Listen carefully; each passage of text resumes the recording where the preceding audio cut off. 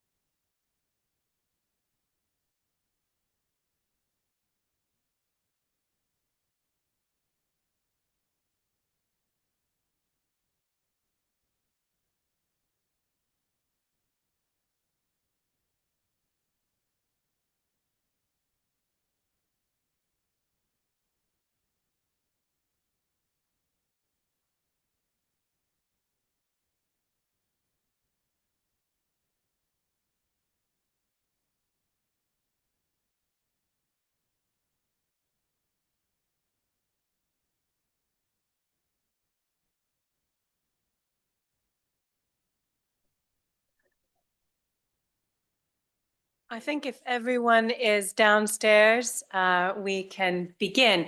I'm Caroline Goodson, as I said earlier. I'm the Mellon Professor of Humanities here at the American Academy. And on behalf of the institution, we welcome you again. Um, Yesterday, you were at the Villa Aurelia, which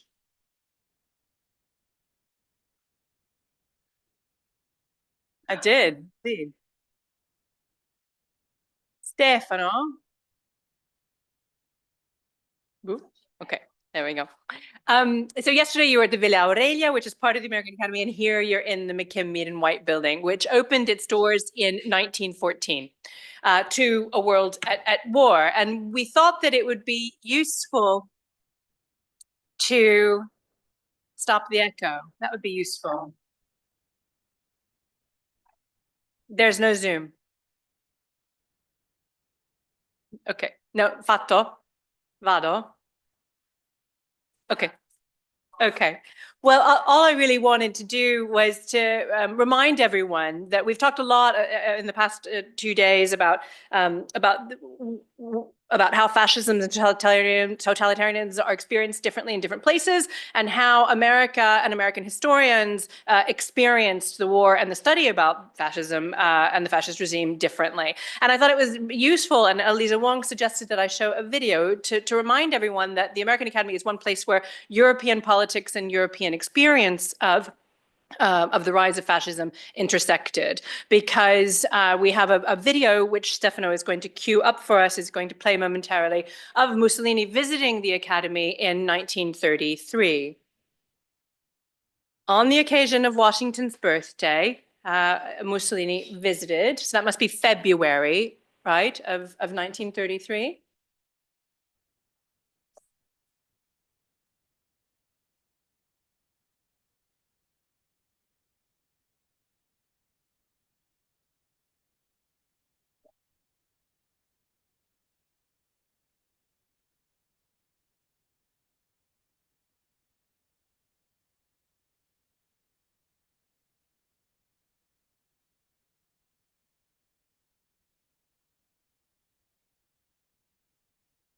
So the acoustics have been corrupted on the file. We should probably just do away with the sound. That's not the ambassador. That is, if I'm not mistaken, that is the director of the American Academy. I don't know the full list of invitees. It would not surprise me if he were, but I don't know the answer to that. And unfortunately, we don't get a sort of full roll call of all of the people who are here, and we get a sense of the honor bestowed on Mussolini by the institution, and the fawning woman at the side of his chair. And then there's a musical concert that begins momentarily. It would be great to know the text of this speech that we can't hear on the recording and that we don't have a record of.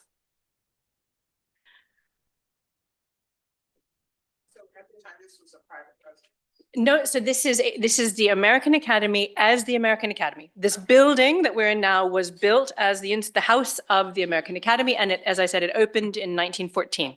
So it had already gone through the experience of being open during a war. In World War II, the Academy did not stay open. And in fact, not even through all of World War I. They didn't bring fellows over after 1920, and then they closed from 1942 to 1945. And they gave the Academy over, the Academy was given over to the training of the monuments, archives, what was it called? The Monuments, Fine Arts and Archives Division of the Allied Forces, who were trained in the recognition of objects and sites of cultural value. And so the kind of core skills that we teach at the American Academy, including archaeology, study of classics, and history and archival documentation, were put to the war effort in lieu of hosting fellows during World War II. That's all. I'm a medieval historian. I'm certainly not a historian of fascism. So I wanted to just share with you the history of this place in the period that we are discussing now. As I said, as a moment of intersection between American education, American history, and American studies, and European politics. I'm now going to hand back over to the real experts for the afternoon. Atina, would you take over as moderator for today? So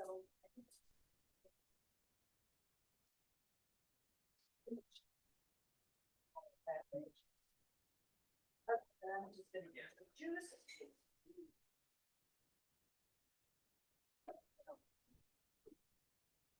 Okay, so this is our after lunch panel, and we're starting a little bit late. So if we go over 5 minutes, we have permission. But beyond that, the coffee will be waiting. So I'm really very delighted to introduce our speakers. And in particular, I'm very happy, although also unhappy, as you'll hear in a minute, to be introducing Raffaele Betterita, now professor of art history at Sapienza Università di Roma, because he has been since 2016 my much honored and cherished colleague in the Faculty of Humanities and Social Sciences at Cooper Union, where it was really wonderful to have him as part of our faculty. And we're all very sad that he left. And so our loss is Sapienza's and Italy's and gain, and our gain today that he is here. So Raffaele is an art historian. He's also a curator with a separate practice as a curator, specializing in transnational journalism and politics.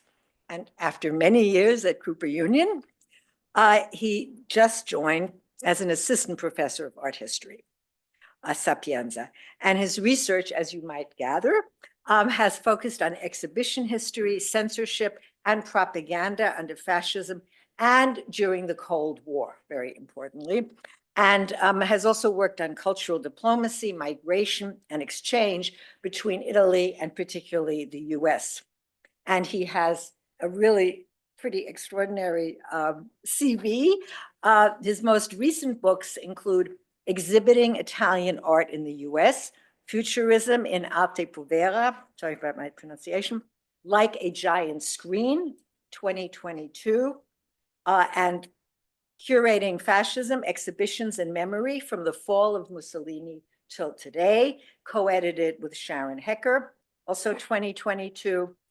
And again, I had the pleasure of seeing the exhibit that Raffaele curated in New York City about this project, Corrado Cagli, Transatlantic Bridges, 1938 to 1947, 2023. Those of us who went to the Mussolini's villa on our first day here saw some of those Cagli paintings. And he's received grants from the Center for Italian Modern Art, that's where the exhibit was, the Terra Foundation for American Art, the Italian Ministry of University Research, and the Andy Warhol Foundation for the Visual Arts. I think I'm going to introduce everybody, and then we'll just move right on. We changed the order so that the first commentator is Mary Lou Roberts, who is the Emerita Wharf. I forgot to ask something. Okay, research fund, but more importantly, the Lucy Aubrac Distinguished Professor of History at the University of Wisconsin, honoring the legendary French resistance heroine, militant. And her chair, right, was named after this legendary militant who also started out as a history teacher, if I read that right. And she, in 2020 and 21, she also held an appointment as military historian at West Point, which has something to do with some of the books that she has written, of which there are many. I'll just name two that have so influenced feminist historiography, certainly my own work. What Soldiers Do, Sex and the American GI in World War II France, 2013, and then absolutely foundational for gender and women's history, Civilization Without Sexes, Reconstructing Gender in Post-World War II France, 1917 to 1927. Really a classic book. And then our second commentator is Ofer Ashkenazi, who is professor of history and director of the Krobna Minerva Institute for German History at the Hebrew University in Jerusalem, and is about to embark on another visiting professorship or fellow at actually at the Moshe Center in Wisconsin, in Madison. And Ofer has had multiple other guest appointments, notably as a visiting professor at the University of Minnesota. You might have heard something about that situation. And he is a historian of visual culture and has published 3 important books, A Walk into the Night, Reason and Subjectivity in Weimar Film, 2010, Weimar Film and Modern Jewish Identity, 2012, and Anti-Heimat Cinema, The Jewish Invention of the German Landscape. We'll see some of that. 1918 to 1968, 2020. And his most recent work, in addition to all the other books and articles, many more for Lou as well, has been on amateur photography by Jews in Nazi Germany, and that work is collected in a just published volume. I had the pleasure of blurbing it, just published volume co-written with Sarah Wobik-Segev, Rebecca Grossman, and Shira Miron, and it's really co-written. It's not an edited volume. Still Lives, Jewish Photography in Nazi Germany, just out from the University of Pennsylvania Press. With that, I will hand it over to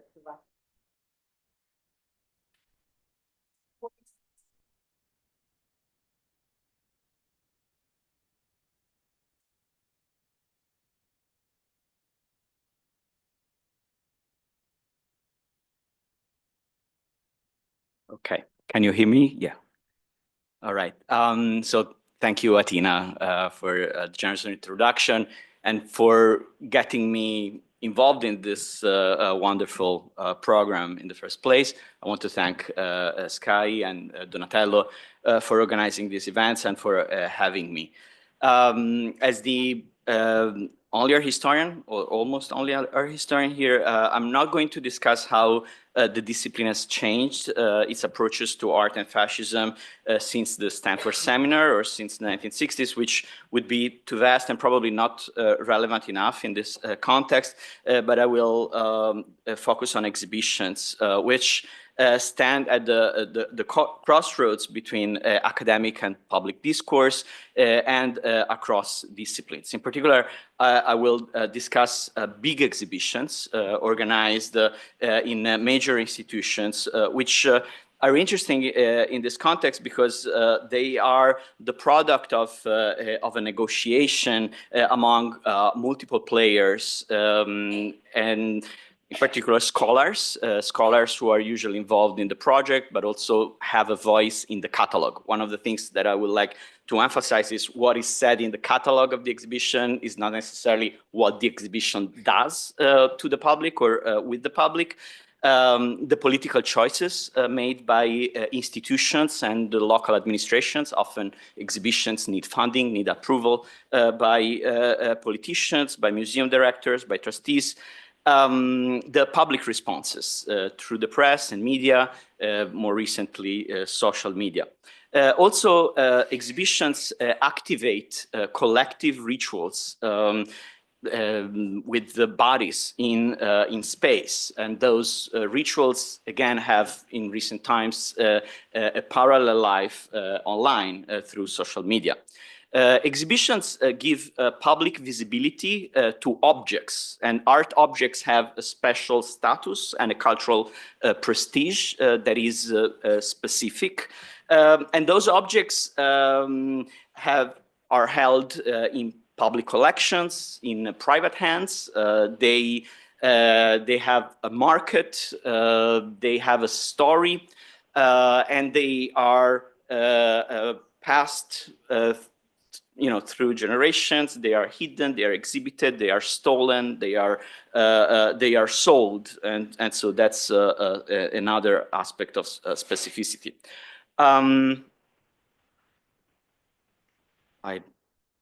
It's not moving forward.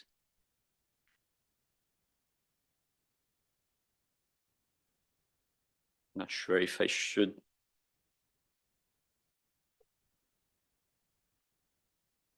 Is there a way to? Yeah? Okay, thank you. Thanks so much. I want to mention this book that was named by Atina because my paper today is the continuation of a teamwork, a team effort.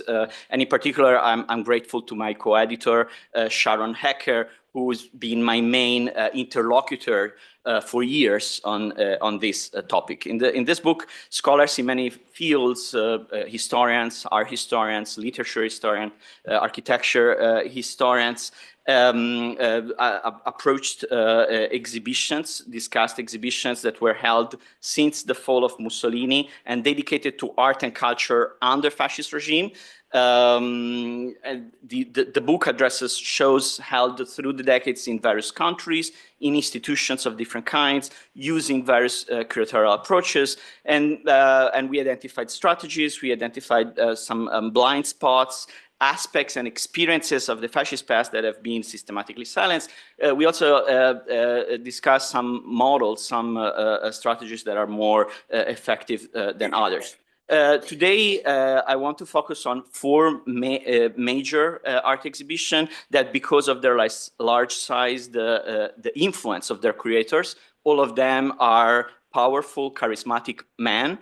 And the importance of the respective venues, they managed to catalyze public discourse on the cultural legacy of the fascist regime in ways that, as we will see, are not so straightforward. They influenced collective memory of the fascist ventennio.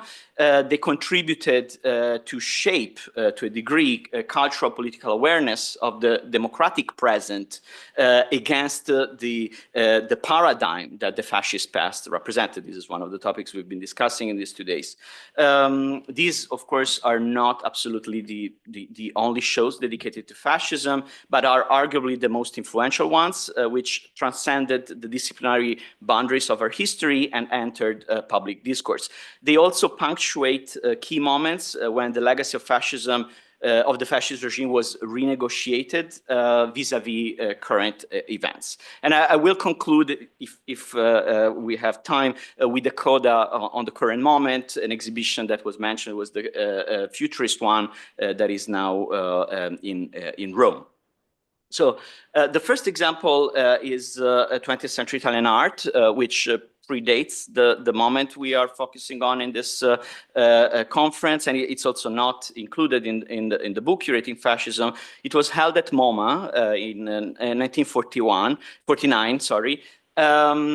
And it's especially important in today's context, as it documents how the view from the United States is a crucial one, and how the cultural diplomacy of the Cold War had a major role in shaping the way art of the fascist period was presented to the public and musealized.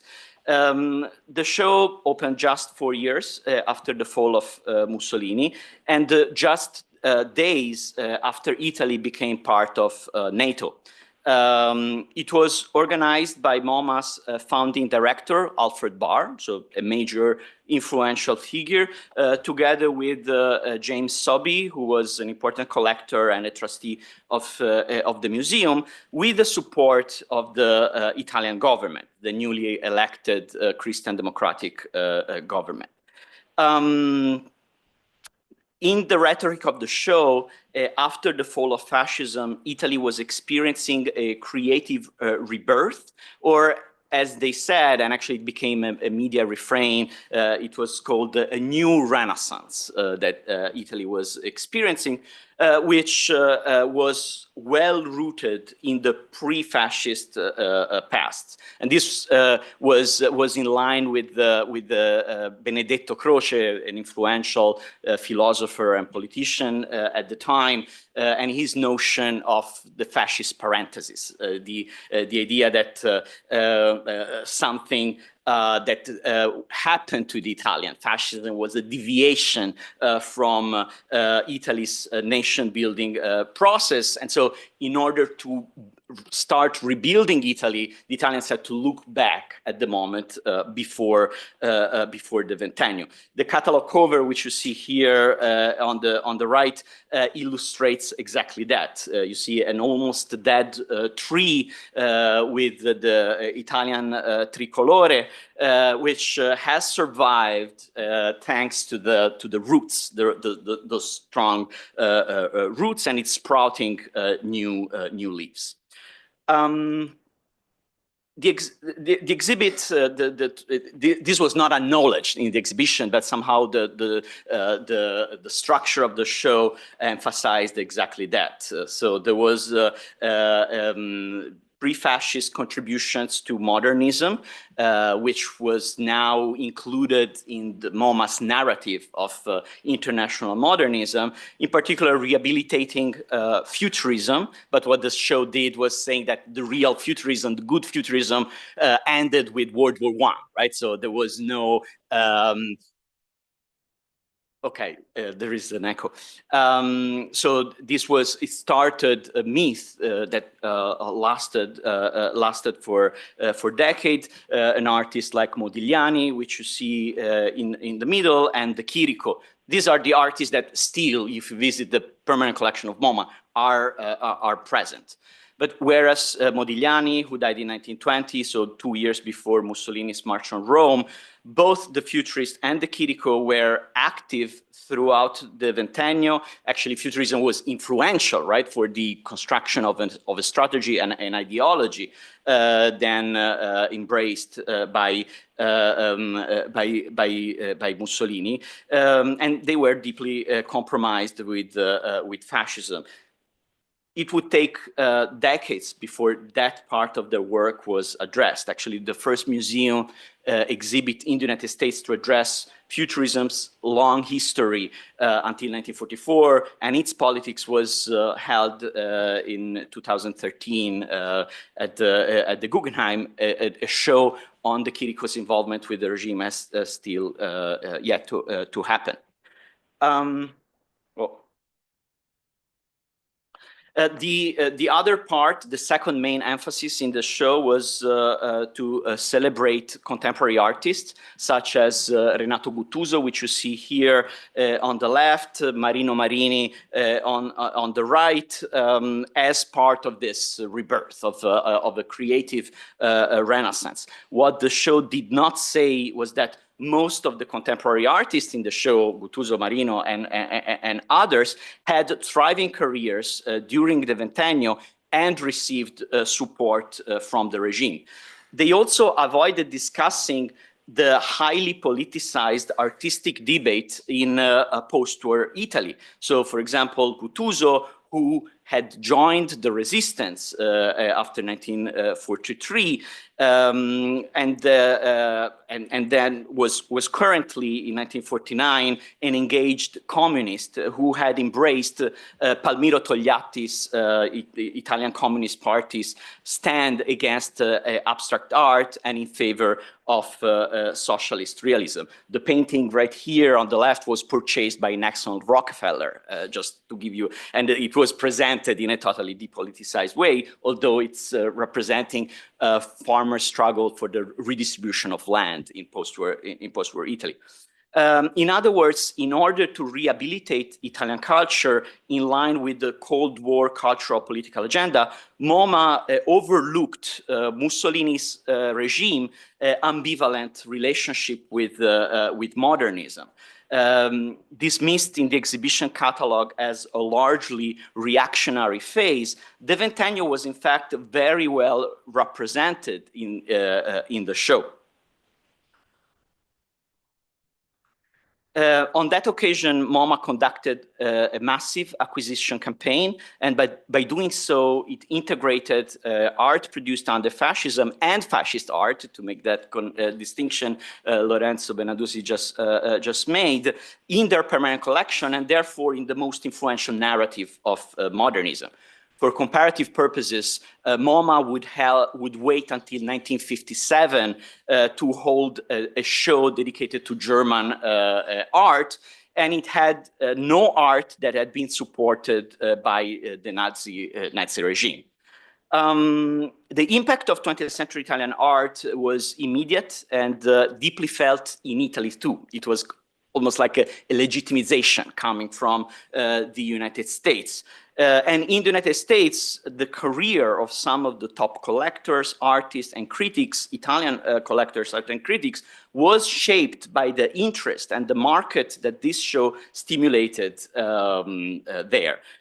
So subsequently, many of these artists had successful careers in the United States, during which the narrative introduced by MoMA in 1949 was interiorized, performed, and negotiated. So again, this projecting and mirroring back to Italy was very important. The second show I want to discuss was the first major exhibition on art of the fascist period held in Italy, and it was held in 1967, entitled Arte Italiana 1915-1935, and it was organized by our historian and critic Carlo Ludovico Ragghianti in Palazzo Strozzi in Florence. It was a first reflection on a past that, historians, De Felice had started working on it, and for the 20th anniversary of the end of the war, there was a Mostra della Resistenza. However, there was not, in the art historical context, a real reflection on that until this point. Ragghianti was an anti-fascist activist. He was part of the movement Giustizia e Libertà. He had been censored. He was imprisoned by the regime, and he coordinated the resistance during the Nazi occupation in Florence and in that area. And in a counterintuitive way, he actually chose an apolitical approach to the art produced under the regime, which in a way was also a reaction to the Mostra della Resistenza, but that we can discuss later. His exhibit amassed a huge amount of artworks by artists who had different relationships with the regime. So you had Guttuso, an anti-fascist, at least in a certain moment, next to Sironi, the most fascist artist at the time. And they were organized by purely stylistic aesthetic criteria, according to principles of what Ragghianti called the puro visibilità, pure visibility, which he presented as a political choice. So one of the things I want to stress is the depoliticization of art and discourse on art was political, presented as political. In Ragghianti's view, the ultimate approach to fascist curation was the 1932 exhibition Mostra della Rivoluzione Fascista, which was organized by the regime here in Rome, in Palazzo delle Esposizioni, to celebrate the 10th anniversary from the fascist power grab. This show was allegedly praised by the most prominent fascist curator, Margherita Sarfatti, as a show that did not exhibit the fascist revolution, but it demonstrated it. Mostrare, ma non dimostrare, right? On the contrary, Ragghianti decided that visitors had to be left free to respond and judge for themselves. And so, for example, here you see works by Jewish artists. On the left, Antonietta Raphael. On the right, Carlo Levi. Not only were their stories of persecution, censorship, and political activism left untold, but even the selection of the work based on purely stylistic criteria left out the pieces with more explicitly Jewish or anti-fascist content. For Ragghianti, this was a non-prescriptive approach to curatorial practice, an exercise of open-endedness, of the shared responsibility, and therefore of anti-fascism. That was an anti-fascist way of curating a show. The result, however, as we are going to see, was that art produced under the regime appeared as politically neutral, creating a problematic precedent for later shows. Also, Raggianti chose to forget, and this is something that happens in historiography too, that the fascist regime did not produce only propagandistic shows like Mostra della Rivoluzione Fascista, but also supported events such as the Venice Biennale, the Rome Quadriennale, which were integral part of the construction of consensus, especially in the 1930s, in which artworks were presented as autonomous aesthetic objects to be contemplated for purely aesthetic reasons, exhibited in allegedly neutral, depoliticized galleries, which later would be defined, called the white cube curation. These shows allowed artists stylistic freedom as long as the content of the work did not openly antagonize the regime. So here on the left, you see a futurist room at the Biennale di Venezia. On the right, you see the expressionist artists in the Scuola Romana, those that you saw in, at Villa Torlonia. So fascist Italy, again, to give a sense of comparison, did not have anything comparable to the degenerate art show organized in Germany. They also separated artists' personal life from their work, to the point that anti-fascists like Carlo Levi, again, who were persecuted for their political activities, participated in government-sponsored exhibitions while in jail or in exile. There is a famous story of Carlo Levi, who, the police goes to Carlo Levi's studio to arrest him, and he says, I have to finish my painting, and they let him finish, right? So there is this kind of reverence for the status of the artist and our practice. So if during the Ventennio, this strategy successfully neutralized dissent, it made it invisible, and made most artists and critics complicit to a certain degree. After the war, it created a political alibi for most artists who had worked under fascism. So many artists would say, yes, but actually, I was not in line with the fascist dictate. Their work did not really represent, right, the content, the slogans, the rhetoric explicitly of fascism. It also created a certain degree of interpretive freedom for generations of curators. My third example is the show Anni 30, dedicated to the decade of the 30s, curated by our critic and semiologist Renato Barilli. Barilli was a professor in Bologna in the school of Umberto Eco. This happened in Milan in 1982, is one of the first blockbuster exhibitions, we would describe them this way, in Italy. It was held in Palazzo Reale next to the Duomo in Milan, as well as in public locations. So in Piazza del Duomo, in Galleria Vittorio Emanuele, and in subway stations. The exhibition claimed to challenge cultural hierarchies between fine and applied arts, and emphasize the continuum of cultural production across the boundaries of the art museum. So it was not just about the hierarchies between fine art and applied art, between graphic design, industrial design, and painting, for example, but also the idea of working in the public space. Which somehow recognized that in the fascist precedent as something important. Barilli, and this was probably the most interesting, important intuition, even emulated some curatorial strategies introduced in propaganda shows of the 1930s, especially the arches of the 1934 Esposizione dell'Aeronautica, designed by architect Luciano Baldessari, like therefore identifying exhibitions as an integral part of that continuum. Barilli understood that the exhibition was an important medium mastered by the fascist state to create consensus. The result, however, as some reviewers noticed already in 1982, was that the show was immersive, was overwhelming. So Barilli's curation did not encourage visitors to historicize the cultural product and exhibition strategies of the regime or distance themselves critically.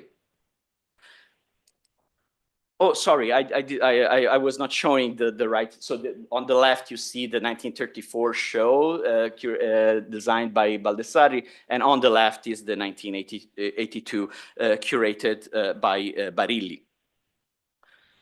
This extremely popular show was accused by some critics to spectacularize the fascist past, or even to cast a nostalgic gaze onto the ventennio in line with the conservative turn that Milan's administration took in the early 1980s. This was the period of lottizzazione. In the catalog, you have one essay by a socialist critic, one essay by a communist, one essay by a Christian Democrat, the same way public television was organized at the time, right? So there was that kind of approach in a moment when Milan was the center of socialist cracksism, which maybe we can discuss later. Now, the 1930s were identified as the point of origins of a luxury industry that by the 1980s had turned Milan into the capital of Made in Italy national branding. So there is this moment of identifying the fascism as a moment when that idea of national identity started to be built. And my fourth example, of course, this is a very short and synthetic discussion of the shows, is the exhibition held at the Prada Foundation in Milan in 2018. It was entitled Post Sanctum Tomb, so it inspired by Marinetti's 1914 poem, inspired by, in turn, the battle in Adrianapoli. And the subtitle is interesting, is Art, Life, Politics, Italia 1918-1943. And in fact, visiting the show was the starting point for my and Sharon's reflection and the project for our book. Not unlike Barilli, here the curator, Germano Celant, claimed that to treat art in the context he claimed to treat art in the context of life and politics during the period, as claimed in the title.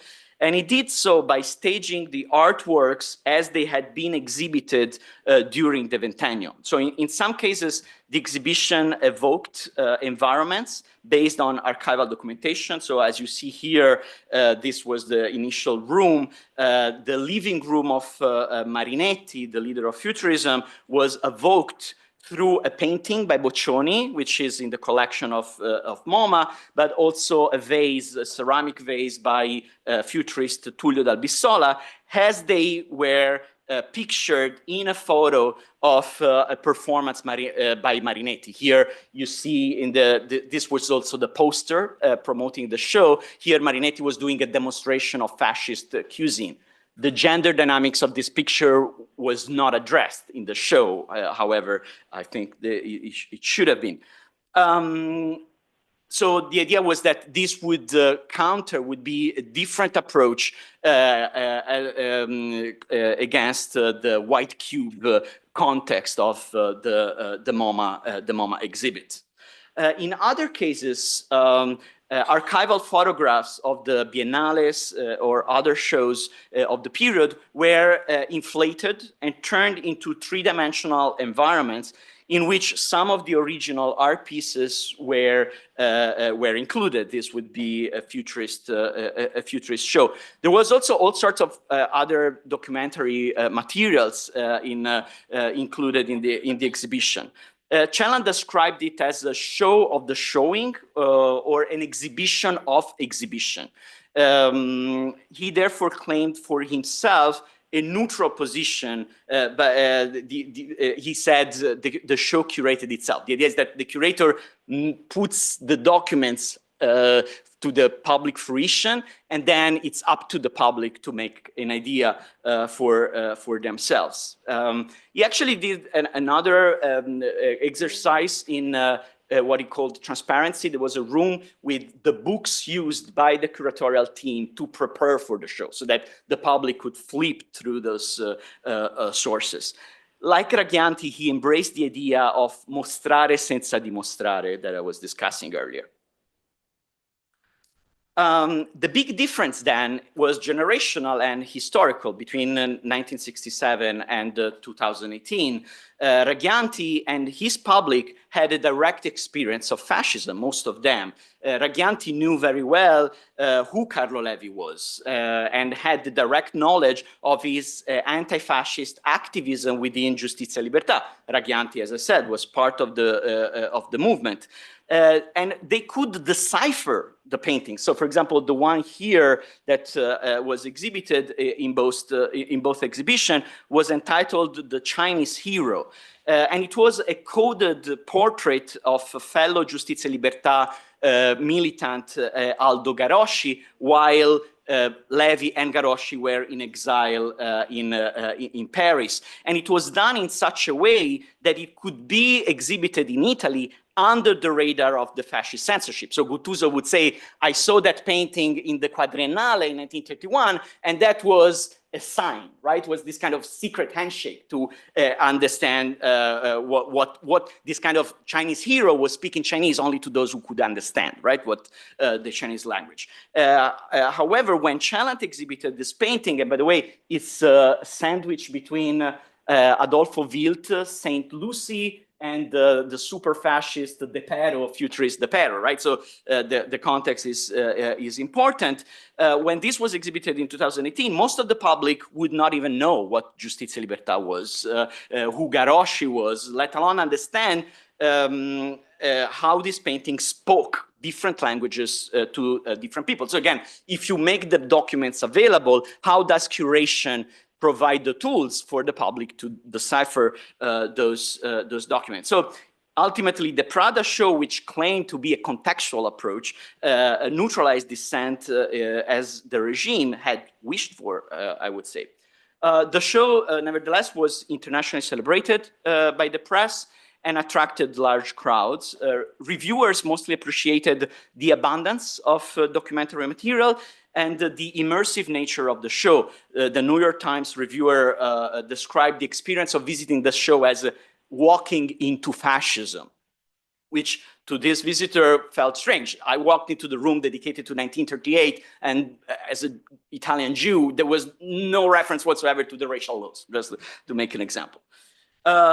Also, visitors were seduced by the beauty and desirability of the artworks. And the seduction is something that came up during these days. This seduction was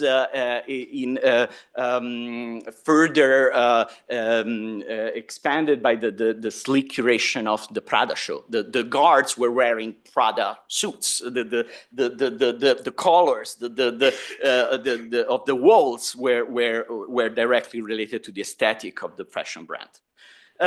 Only months after the show opened, some very few critical comments emerged. One by Rosalind McKeever, and another one I'm making here is Esther Cohen. They objected against Chaland's claim of what he called in his essay in the catalog a real and contextual history.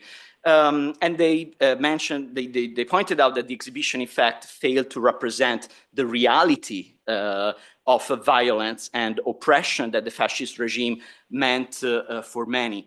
Critics pointed out how the same beauty and seduction that made the Prada exhibit so successful was the same beauty and seduction employed by the regime propaganda machine. And another important thing is that Esther Cohen was an author in the catalog. Like many other authors of catalog essays, Marla Stone, Romy Golan, they wrote those essays, and then when they visited the show, they were shocked and they felt the need to take a distance. So again, what the show does to the public is not exactly what the original project was. Unlike Raggianti's show, which was made by an anti-fascist activist for a public that had largely experienced the fascist regime, the Prada show happened in a historical moment when fascism is, for a large part of the public, an overused rhetorical device, but it's also an all-too-present political reality. The show opened in the middle of Trump's first administration, 2018, and a day before Italy's political election, which was the moment when Matteo Salvini rose to the fore. It opened in the branded space of the Prada Foundation in a historical moment when Italian fashion brands started to celebrate their Italianità, as well as their historical roots in the interwar period by inhabiting the spaces and embracing the aesthetic of fascist modernism. Here you see the Fendi headquarters, which was moved to the UR, and on the right is the movie, the House of Gucci in Villa Necchi. In the 1930s was the house of Alessandro Pavolini, fascist minister. Now, how do we situate a claim of neutrality in a show where archival documents are made available, but at the same time they are manipulated, they are photoshopped? In particular, I was interested in the juxtaposition of black and white photographs and artworks in color, which introduced an editorial gaze, somehow can be compared to what Schindler's List did with the girl with the red coat. Of course, Schindler's List was all about the camps. That show did not present that reality at all, but still it made the authority of the historical document live through this emotional, affective emphasis. And I think the most interesting part of the show was that artworks here functioned less as autonomous object than as indexical references to situations and people from the period. So, for example, here was the room dedicated to 1942, where sculptures by Arturo Martini were presented the same way they were exhibited at the Venice Biennale that year. Then flipping through the catalog, you realize that that's the same way the artworks had been seen by the Nazi Minister of Propaganda, Joseph Goebbels, when he visited in Venice. And so in a way, the work reflects back our act of looking. Celant emerged as the theorist of arte povera. You have, Pistoletto is all about mirrors that show you in the act of looking of images. So seeing ourselves impersonate Goebbels, Mussolini, the interwar Italian public, we realize that this is the same public that saw and caused the collapse of parliamentarism, the fascist power grab, the enactment of the racial laws, all the way to the disaster of World War II. So questions of spectatorship were not addressed directly by the curator, but if we read the show as a question mark, then we can find avenues for new research and curatorial approaches. And that was the idea of curating fascism. Now, I realize that I don't have the time to go through the more recent exhibitions, I just encourage you to go and see the Futurism show. Tomorrow we will hear more about it. So I guess I can skip this. I just want to end with some questions for this group. First is most exhibitions relegate the critical question to scholarly catalogs, which are usually overlooked by the public. And so if we consider the language that curation use, how do we curate a show that raises difficult questions rather than neutralize and depoliticize their content? Secondly, I want to ask, unlike books or even movies, exhibitions are collective rituals involving our bodies in space and choreographing, facilitating a unique kind of encounter with original objects, with their aura, with documents, and also that encounter is shared with other people. So how do we make the best of such experience, of the specificity that an exhibition represents, and how do we raise awareness about the responsibility of looking, of spectatorship? Finally, art exhibitions tend to attract a wider audience and to catalyze public discourse much more than historical exhibitions or memorial. This is something that historian Robert Gordon discusses in Curating Fascism. So how would historians, and I want to pose this question to this specific group, how would historians use artworks and material culture produced under fascism to address the most urgent issues they deal with in their scholarship? Thank you.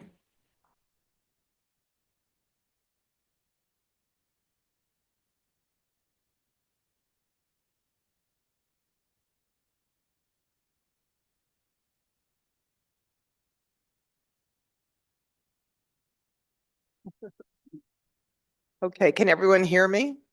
Okay. Before I start, I have two things of note. The first is I only received this paper, this wonderful paper you just heard, in mid-December. And at the time I was in France working on another project, and then there was the holidays. So I haven't had enough time to really develop the ideas the way I would have. They're somewhat potted.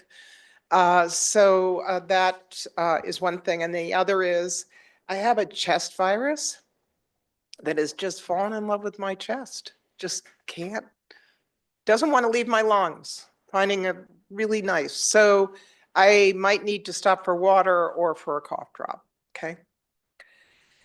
Okay, Professor Betterida has examined 4 major post-war exhibitions in the United States and Italy in order to argue for the depoliticization of art produced under fascism. These exhibitions have been chosen because of their large size, their significant venues, and the powerful men who curated them.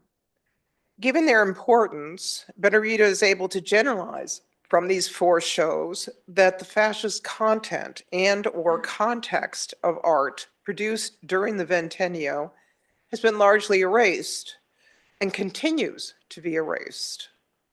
Even more recent shows, he concludes, like the Prada show, quote, reveal a shared tendency to give, once again, a depoliticized, purely aesthetic reading of the arts produced under fascism. These exhibitions, Betterida argues, managed to ignore the fascist path through a number of curatorial strategies. Chief among them was a focus on the aesthetics of fascist art, or its pure visibility, as Betterida calls it. Ironically, then, curators emphasized visibility as a means for erasure. But in depoliticizing these artifacts, they created, according to Betterida, their own politics of art.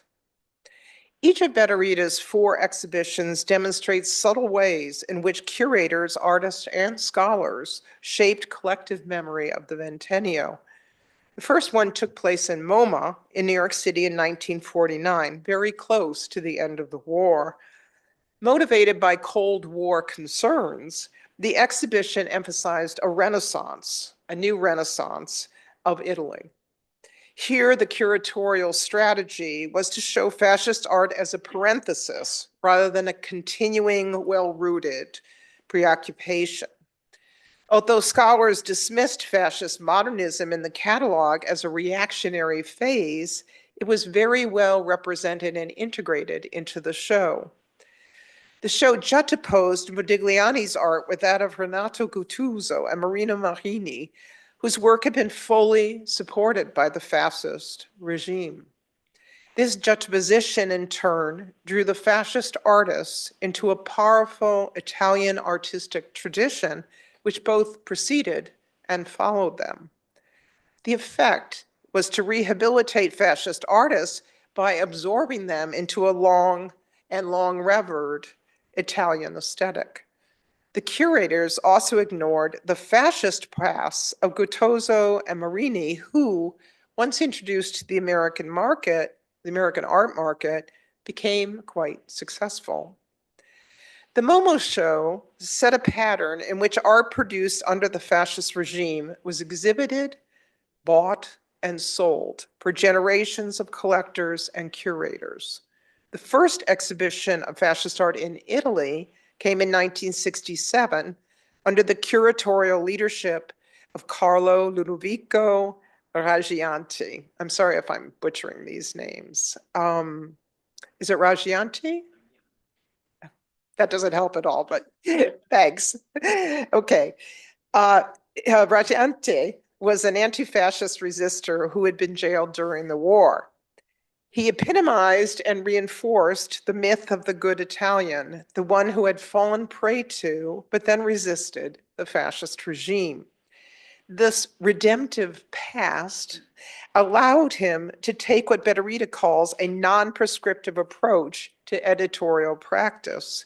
For example, the exhibition included many paintings by Jewish artists. Not only were there stories of persecution, censorship, and political activists untold, argues Betterita, but even their selection of the work, based purely on stylistic criteria, left out the pieces with more explicitly Jewish or anti-fascist content. Rajianti was well equipped, reputation-wise, to begin what came to be the domestic aestheticization or the aesthetic domestication of fascist art. The logic went something like this. If former resistors can ignore fascist politics in art, well, then everyone else can as well. Betterita's third exhibition, which Renato Barille curated in Milan in 1982, further separated Ventennio art from fascist politics by reinventing that period as the origin of the Italian luxury industry. The exhibition combined high art with artisanal craft. It claimed that the Ventennio most importantly served as the origin, not of fascism, but of luxury goods, fashion, shoes, jewelry, leather, that increasingly would come to define Italian identity in the late 20th century. Again, visitors were not encouraged to historicize or critically engage with any of the artifacts on display. Here, however, and this is important to what I will say below, there existed some critics who complained that the exhibition had spectacularized and sentimentalized the fascist past. So we have a voice of criticism for the first time. Finally, Betterita examines Salant's exhibition of fascist art in 2018 at the Prada Foundation, again in Milan. Salant engaged himself here with still another strategy of curation, one of erasure, which was to delete context with context itself. Salant produced an, quote, exhibition of exhibitions. That is, he staged the artworks exactly as they had been staged during the Ventennio. The desired effect was to contextualize the art aesthetically. That is, to give it a context that was aesthetic, but not historical or controversial. So in that very aesthetic contextualization was the erasure of historical context, thus releasing Salant of accountability for ignoring the politics of fascism. In other words, Salant used a neutral aesthetic context to avoid a more controversial one. But again, here and importantly, crucially, critics were not fooled by Salant's trompe. They complained that the beauty and seduction of the exhibit echoed those qualities of fascist propaganda. This element of increasingly critical engagement with art exhibits, both in 1982 and 2018, leads to my first question to Dr. Betterita, one that addresses the total absence of historical context in his paper. Like Salant's Prada show, your analysis of these exhibitions lacks a larger context. How have Italians remembered the Ventennio beyond the walls of these museums? What politics of memory concerning fascism and the war have operated in Italy? Finally, and most importantly, how do these exhibitions fit into or map onto the larger politics of memory in Italy? Contrary to what Betterita says, many scholars have dealt with the politics of memory throughout the fascist period, particularly the years 1940 to 1945. Like France, Italy's involvement in the war was mixed. While Mussolini was originally allied with the Axis powers, that collaboration ended in the summer of 1943 when the Duce was thrown out of power and his successor Badoglio surrendered to the Allies. The Germans then occupied the nation and a civil war between fascists and partisans began. The transitions of 1943 created a confused war legacy for the Italians, who were quick to blur collaboration and occupation, fascism, and resistance. Again, as in the case in France, this mixed legacy of the war allowed Italians to largely erase their prior enthusiasm for Mussolini, as well as their earlier alliance with Hitler. According to scholar Rosario Forlenzo, the post-war myth of the good Italian structured an historical narrative in which Italians were victims of the fascist era and eager to resist it after 1943. On my first trip to Rome several years ago, I was struck by the fact that the Museo Storico della Liberazione seemed to be the city's only site of memory concerning the war, besides, of course, Mussolini's wedding cake or palace. The museum, in what was formerly a Nazi prisoner, the museum, which was formerly a Nazi prison for Italian anti-fascist partisans, celebrates the resistance efforts of what was a very tiny proportion of the Italian population. A less knowledgeable tourist might have concluded that Italian wartime story was one of victimhood and resistance. In this way, the last 2 years of the war, when Italy was occupied and subject to Nazi persecution, have airbrushed the earlier years of fascist popularity and Nazi collaboration. Particularly erased was Italian cooperation in the Nazi deportation of Jews. Scholars Stefania Manca and Marcella Passarel have summarized it in this way, and I quote, "Italy is one of the Western countries that has emphasized anti-Nazi resistance over pervasive local collaboration during the Holocaust." Historian Gary Schwartz agrees that critical reflection concerning Italy's role in the Holocaust was delayed until very, very recently. As Schwartz writes, and any analysis of the real nature of the tragedy was hindered while the part played by the local population in assisting the Nazi extermination project was simultaneously airbrushed out of the picture. The state made no effort to examine the issue of Italian responsibility in wartime persecution of Jews. The narrative of the good Italian held sway over memory of the war years until the 1980s, about the time when critics and journalists began to criticize Renato Barille's exhibition in Milan, which was 1982. The tendency to finally confront the truth of the war again parallels that of France, where the same decade, the 1980s, began an earnest, widespread effort to account for Vichy collaboration and the deportation of the French Jews. In both nations that decade, intense debates in newspapers, films, and other media allowed repressed stories to finally come to the surface.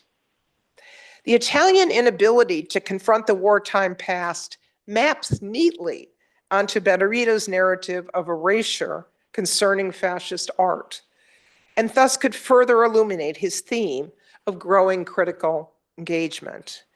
As he points out in his coda, progress has been slow. Although the Prada exhibit in 2018 came under fire for not representing, quote, the reality of violence and oppression, in general, commemoration events still prioritize German over Italian guilt and invoke the bad German and the good Italian. The state and the public have continued to avoid the roles played by civilians and political officers in the deportation of Jews. Betterito's own intervention in the history of exhibitions thus exemplifies a new honesty concerning how fascist artifacts are given meaning in the post-war decades. His analysis of exhibitions over time and his critical exegesis of such exhibitions reflects a growing willingness among contemporaries to address the silences of the fascist past. I'm going to call his artists escape artists. The escape artist aestheticization of art is by no means a strategy confined to Italy. I've already mentioned France, now I'm going to talk about Germany. Leni Riefenstahl, whose powerful documentary, Triumph of the Will, converted millions of Germans to Nazism in the 1930s, yet she maintained until her death that she was just producing good art. For decades, the German state forbade the showing of the film. You could neither buy it or show it in Germany, and denounced it as propaganda and certainly not art. The banning of Riefenstahl's film typifies the post-war approach to Nazi art. Betterita evokes a comparison with the German case in passing when he notes that MoMA would wait until 1957 to hold a show of German art, none of which included Nazi-supported artists. The treatment of Nazi art in the post-war era provides an illuminating contrast to the Italian case. And I'm going to explore it here very briefly using the works of Pamela Potter and one of my graduate students, Jennifer Gramer. At the end of the war, American Captain Gordon Gilkey, upon being victorious with the Allies in Germany, confiscated about 9,000 works of art created by artists working in the Nazi regime. This so-called German war art collection was sent to the United States for storage in Washington, D.C., apparently to protect the German people from lingering Nazi influence. So it was part of their denazification campaign. And incidentally, that art is still, some of it is still in storage in Washington, D.C., because Gramer actually went to this place and saw, hundreds of canvases in the dark hanging around. Some also has been put on permanent loan to the U.S. Holocaust Museum. Now, for years, again, the art lay hidden in this warehouse, and a great deal of it evoked Nazi imagery, swastikas and Hitler and so on and so forth. But others, paintings, featured really anodyne subjects like landscapes and nudes. And as Gramer demonstrates quite brilliantly, only in the 1950s did the US, deciding that affairs in Germany were safer for democracy, return several thousand paintings to West German Chancellor Konrad Adenauer. But for 3 years, the Chancellor let the shipment of art, which went from Washington, D.C. to Germany, languish in a harbor in Bremerhaven. So for 3 years, it's in that harbor, just demonstrating his own reluctance to publicly accept it. Only in the next generation, represented by the '68 youth movement and a nascent Green Party, made the artwork newly relevant. In this case, not to enjoy aesthetically, but to provoke a moment of reckoning. More artwork was sent back to West Germany, where it was viewed finally for the first time in 1974 in an exhibition in Frankfurt. Although the presence of Nazi art in museums or exhibitions was still considered a moral affront to the victims of Nazi persecution, 36,000 people attended the show, tellingly titled Art in the Third Reich, Documents of Oppression. The exhibition sparked a large-scale debate among politicians and the public about the place of art within contemporary West German culture. In this way, art became a vehicle for a larger Vergangenheitsbewältigung, sorry, I always have trouble with that, which basically is the German word for coming to terms with the Nazi past, Vergangenheitsbewältigung.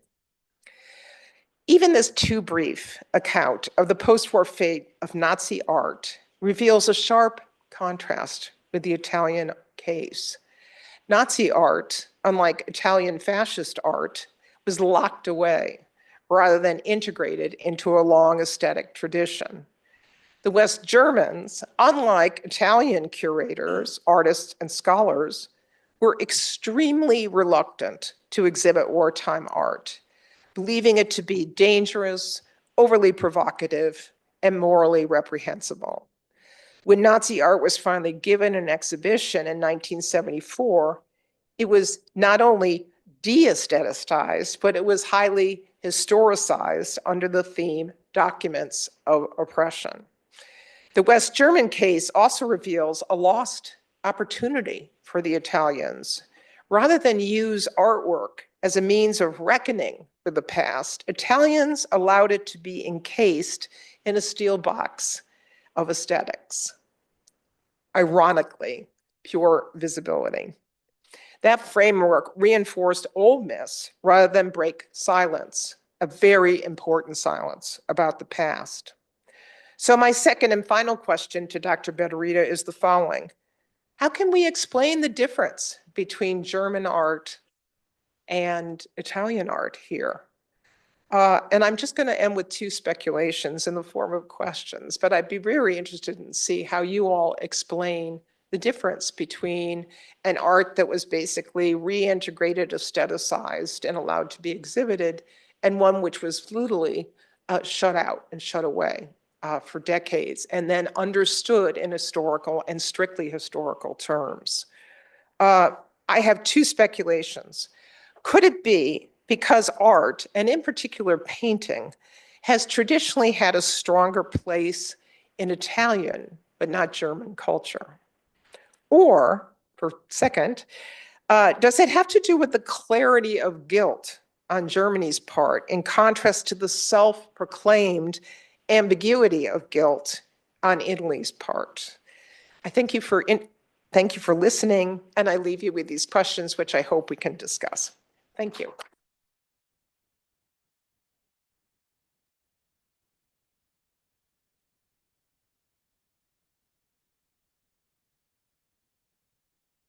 How do I get to the...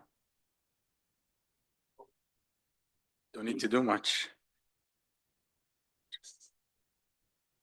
All right, good afternoon. Thank you very much. I would like to start by thanking Sky again for organizing this this wonderful event. There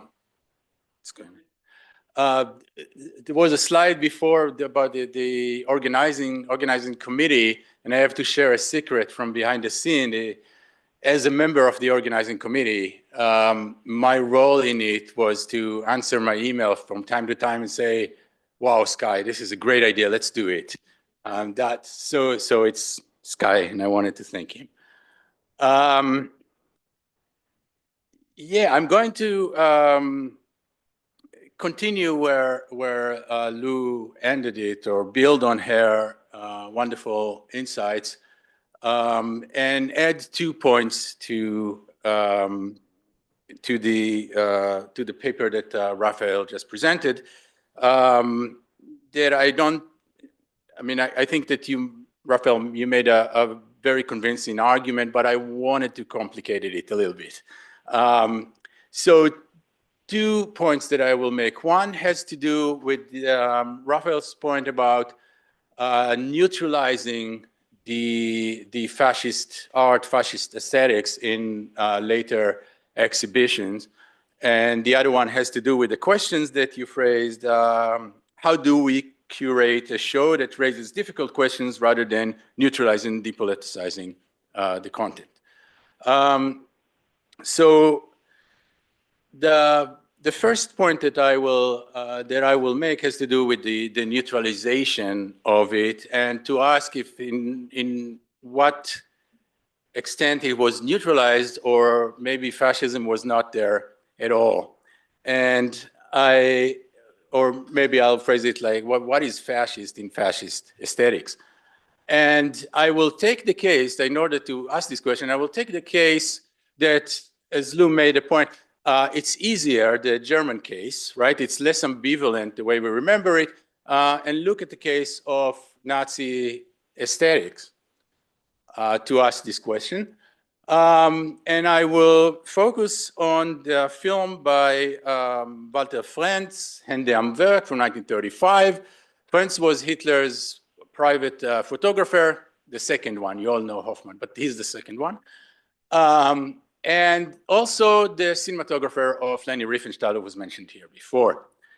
In 1935, he made this Hände am Werk, which has everything you want to have from aesthetic point of view, fascist aesthetic point of view. You have the naked male body, very masculine during work. You have the diagonal perspective to emphasize potency and surveillance as well.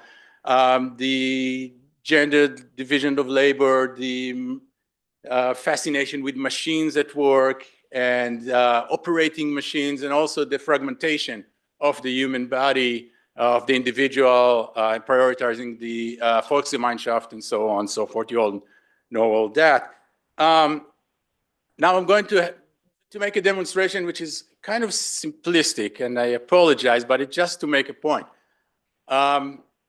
If this is a display window film for the Nazi or fascist aesthetics, we have a problem because we see the same thing everywhere at that time, right?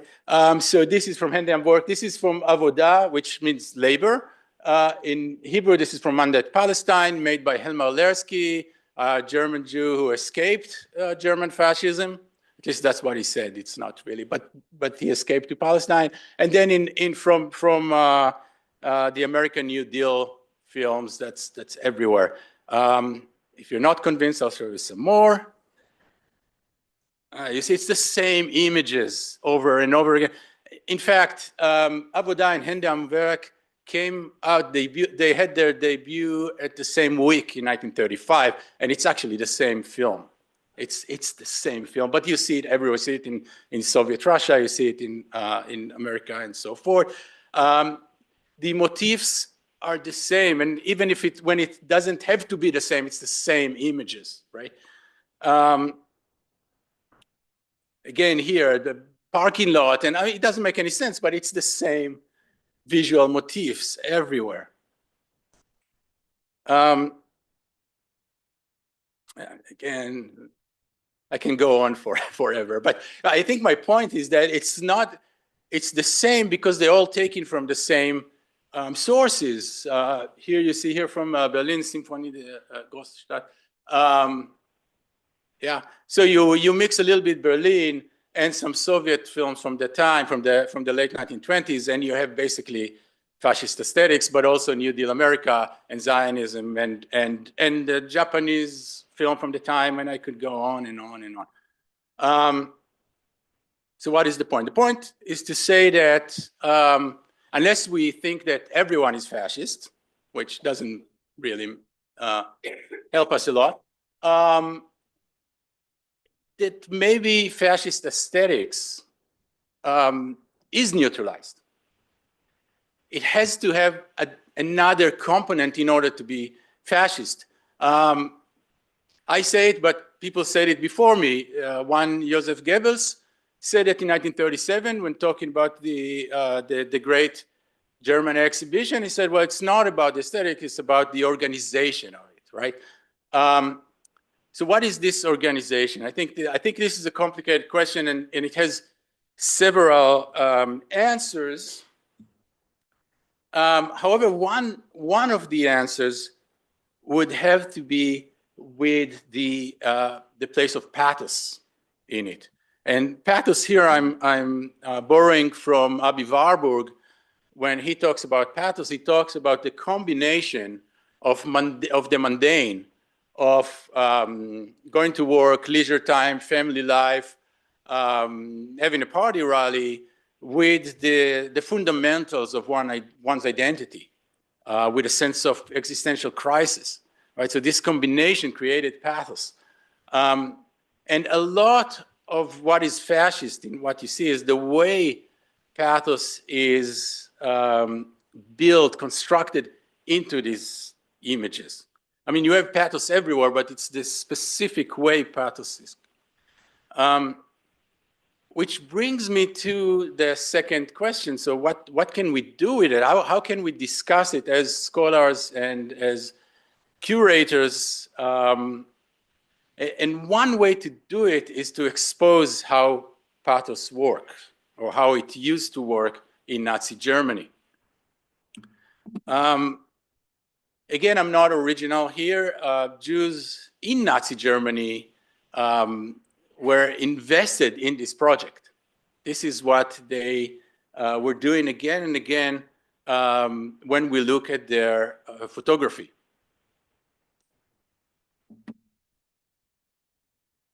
Professional photographers obviously are doing it meticulously during the 1930s. This is from Roman Vishniak, and you can see that you see the posters there, the National Socialist propaganda posters. The one on the left says, this is the future, they are the future generation, support them. And then he put his daughter, his Jewish daughter, Mara Vishniak, just next to it, right, to create this ironic moment about the future, the children, and so forth, and the pathos is turned into irony. What I think is interesting is that private photographers, amateurs, are getting that. And this is what we see again and again. Sometimes it's by reconstructing very famous nationalist images. You see here Friedel Wolmerstedt's a Jewish teenager with her friends, basically making the same very famous Wandervogel image, right?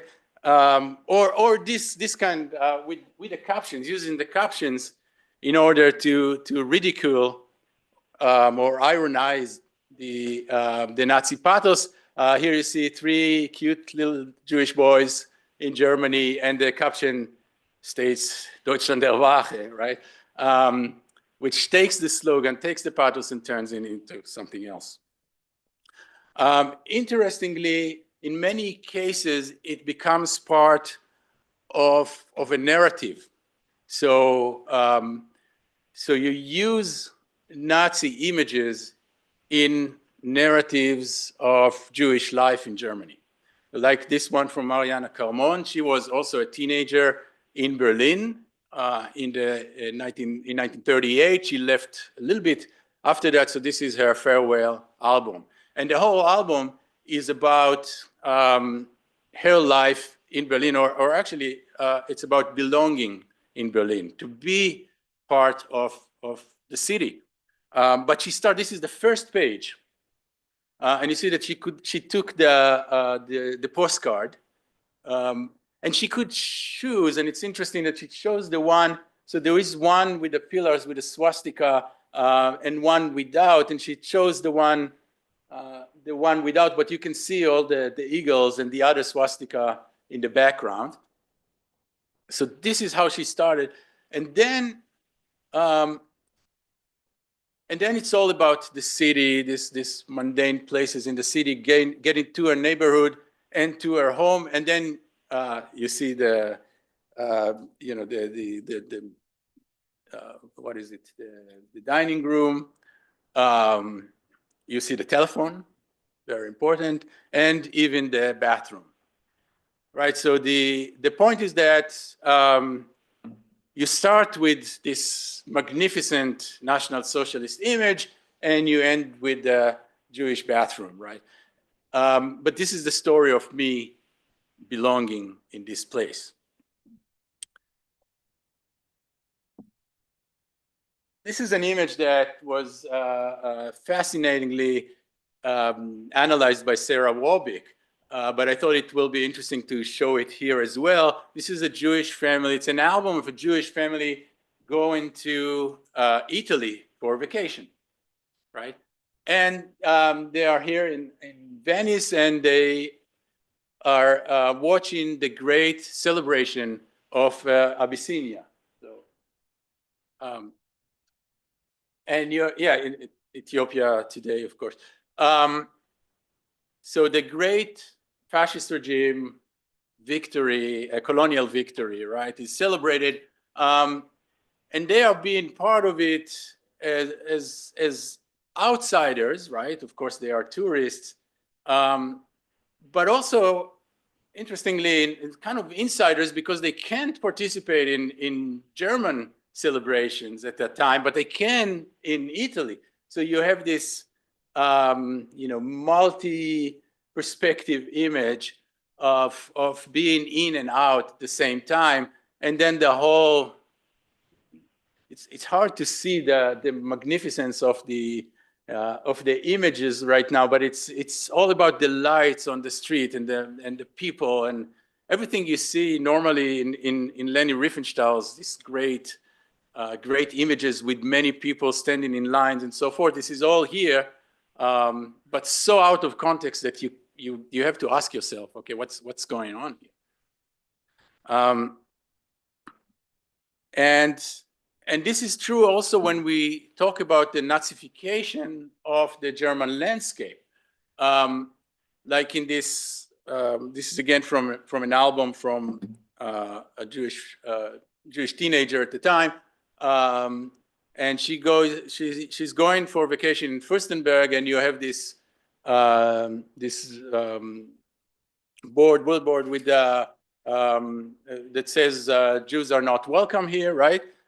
So this is part of her album, part of her story, and she captions this the first greeting of the place. But in the other page is the second greeting, and which is a little puppy that came to greet her, right? So it's part of her story. And why do I tell you all that? Because this is exactly the approach that was taken by Robert Müller-Stahl in his new exhibition in Berlin-Schöneberg, the museum. So the museum actually does, I think, what you wanted it to do, Raphael. So to show how Jews take photographs of their environment in a way that actually show Nazi aesthetics, or quote unquote Nazi aesthetics, but gives you the distance, the critical distance to say, hey, what's going on here, right? So there are a few photos, a few images from that. So I think there is a way to show the aesthetic and also what we want is that the patrons will go in and ask questions, right? And they see the neutralized images and say, wait, but how could this work, right? And I think this is the approach. I'll give you one more example of this. Again, this Nazified dock in Halbeck in the north. And then basically, again, this is a part in the exhibition. It is next to all these images from the same album of this great vista of the place, right? And then you see the last one is this Jewish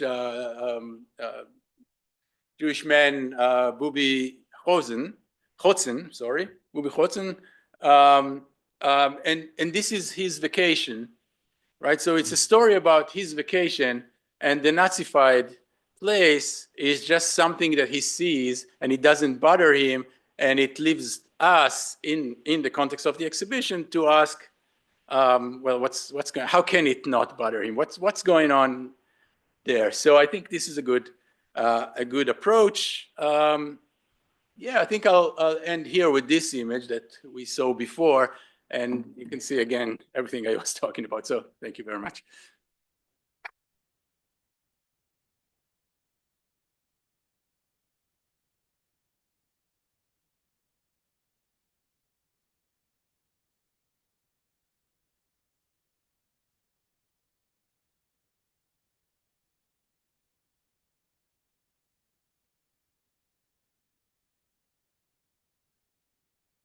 Okay, well, that was a lot to think about, and a different discourse in terms of visual culture and art history.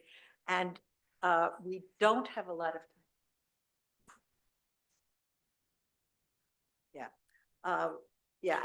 Raffaele wanted a moment of privilege as the only art historian, but I'm about to deny it to him in the interest of time. And so I think we will just open up the discussion, and we have a half hour plus 2 minutes. So Annette.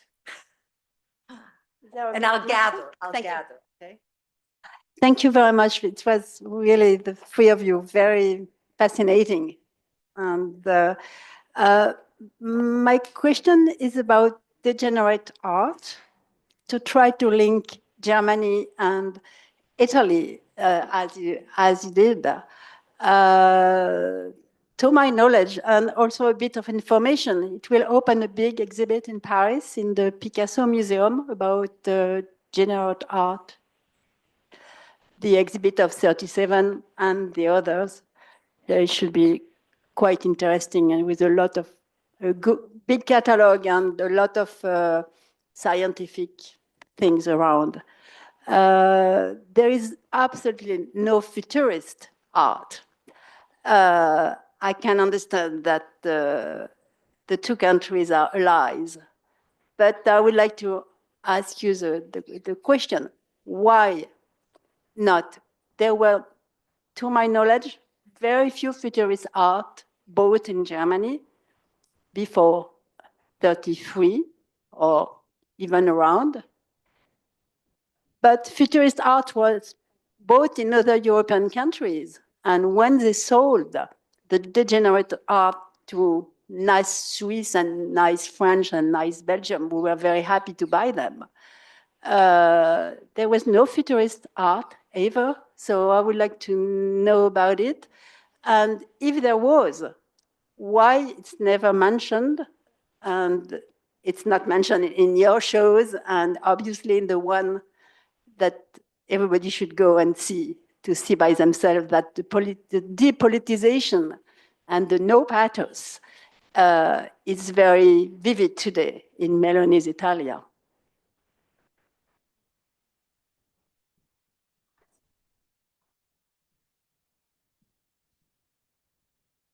Thank you, Raphael and Lou and Ofer. This was just a really, really fascinating panel. I have a question for Raphael, and it comes from just sheer ignorance of the Italian sort of art scene. And I'm just wondering, in any of the exhibitions or in the sort of survey that you've considered, were there exiled artists? And if so, how were their works produced in exile discussed, folded in? I mean, this is such a huge issue in the German context. I'm just curious how it is in the Italian.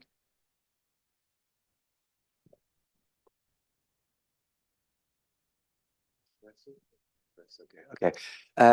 Thank you very much. My name is Aristotle Kallis. Fascinating. I'm going to start with it's not a long thing. I'm just going to contextualize my question with a 20-second beginning. I was in India, and I went in Chandigarh, and I went to an exhibition, and it was an exhibition on Le Corbusier, and inside it was a whole room on Casa del Fascio by Giuseppe Terragni, who's one of the most fascist dedicated architects. And I was really interested in that. There was no mention of this. The only mention about Terragni was the fact that he was a modernist who went to Siam conferences, and he was part of this new wave of architecture afterwards. My question is, and I'm a historian and not a curator, so I'm asking to learn. A curator makes connections and choices, okay?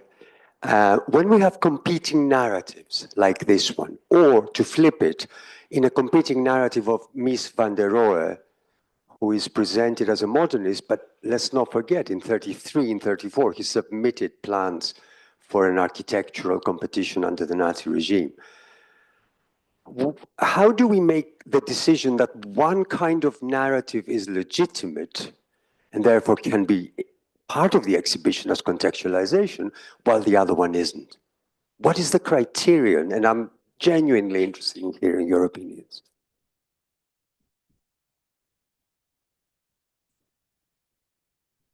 I think my question follows directly on from that, even without having been to India. And it picks up on Ofer's wonderful response, because I felt in the first thing you raised the central question, which is there a clear fascist aesthetic? And then you gave it away a bit, because I think the second thing was much more about how you disrupt it by looking at different vantage points, but it wasn't necessarily about aesthetics. And I do think this is, I mean, Hans-Dieter Schäfer years ago in the book Das gespaltene Bewusstsein already talked about the way there was a move in German aesthetics before the Nazis away from 1920 style. So in that sense, they were in the trend. And of course, one can also talk about the way that Goebbels was in some ways quite open to other modernist aspects.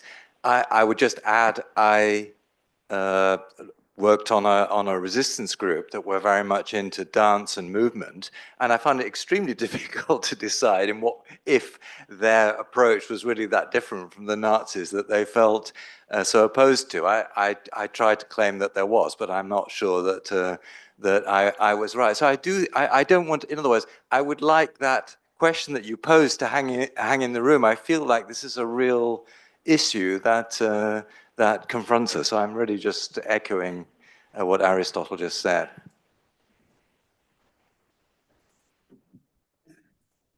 You can also respond. Yeah.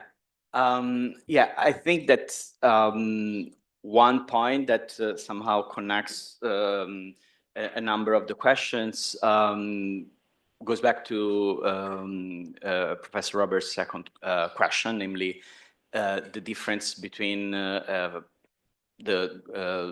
fascist policy towards art and Nazi and why of the difference, right? Why there's no degenerate art show in Italy and what that meant afterwards. And I think that there are at least three elements, 3 points to be made on this. The first one is the strategy, right? That the fascist regime had, how the fascist regime used art. There was a systematic and deliberate choice made by the Italian fascist regime to create a pretty loose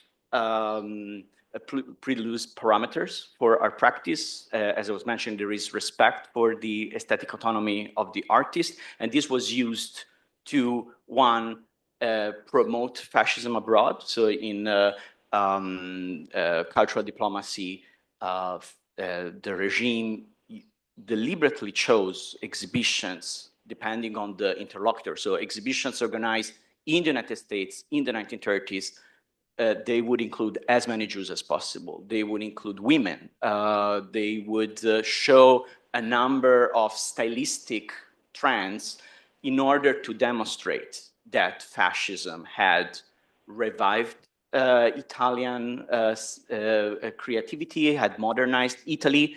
It was something that started more strongly, especially after the invasion of Ethiopia in 1935, to show that fascism was going back to the tradition of Italy as a source of civilization, the civilizing mission, the eternal genius of the Italians, right? So in the responses, for example, towards the German policy in art, Mussolini would call the Germans barbarians. They don't know what art is about, the importance of art. This brings to the second point. Art, and here we're talking about fine art. There is a specificity to the way works of art function and the way they were utilized to build a national identity in Italy. The Venice Biennale was founded in the 1880s, and right after Italy was unified. And part of the Risorgimento, already there was this idea that when Italy was unified, there was no common language, there was no common history. Italy had been fragmented, dominated by various rules with different cultures, but there was a history of art that could unify Italy, right? The fact that Antonello da Messina worked from Sicily to Venice, Nicola Pisano from Puglia to Liguria, right? This idea that that there was an Italian art before Italy existed as a political entity. And that was very much in its infancy when fascism took power, and the fascist regime developed that notion in a very powerful way. There was a structure, a system of exhibitions in Italy for the first time that never happened again. There was a system of the mostre sindacali. Basically, artists, if they were part of the union of fascist artists, they could participate in the exhibition at the local level. If they were successful, they would participate at the regional level. If the best of them would go to the Quadriennale in Rome, and finally, the top would reach the Venice Biennale and therefore be presented internationally, right? So there was a system in which basically two messages were conveyed. One, if art is very important, art to be Italian and to have a vibrant, complex art production is integral part of being an Italian.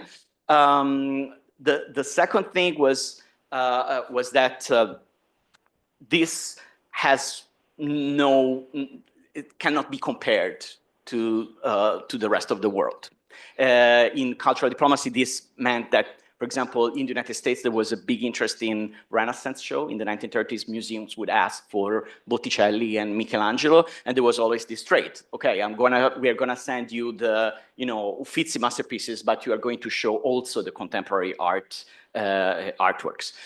The flip side, I mean, the other component of this was that it created a culture of complacency. Artists would participate in the construction of the rhetoric regardless of their choice. So those loose parameters had only one rule: as long as you don't attack the regime, as long as you don't criticize the regime, then your art is fine. You can be a futurist, you can. Then there is a very expansive system of patronage, state patronage. So all the various groups and tendencies would receive commissions. Of course, the most, like Sironi would have a big fresco in Sapienza and in the main spots in Milan and in Rome. The futurists would have, the post office in Palermo, which is still very important, but it created a whole network, right, of participation.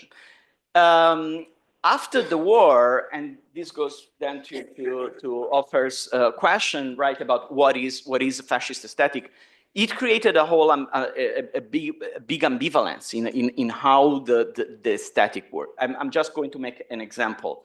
Morandi, Giorgio Morandi.